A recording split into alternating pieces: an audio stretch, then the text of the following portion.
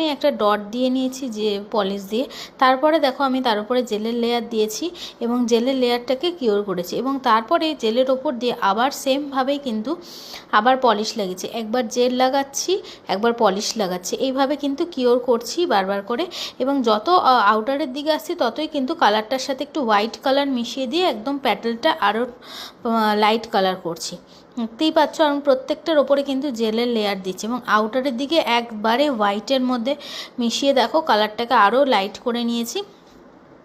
এবং দেখতেই পাচ্ছ একের পর এক, প্রথমে দেখতে খুব মেসি লাগে ব্যাপারটা যে কি হচ্ছে জিনিসটা, বাট এটা কিন্তু খুব সুন্দর একটা রোজের ডিজাইন আসে, এটাকে বলে মোসাইক রোজ। দেখতেই পাচ্ছ খুব সুন্দর একটা আর্ট। এবং দেখো প্রত্যেকটা লেয়ারের উপর লাস্টে আমি হোয়াইট কালার দিয়েছি এবং তারপরে দেখো প্রত্যেকটা কিওর করার পর ভালো করে ফাইলার দিয়ে ঘষে এবং দেখো আউটার রেজাল্টটা কতটা সুন্দর এসছে। ভালো লাগলে অবশ্যই লাইক এবং শেয়ার করো।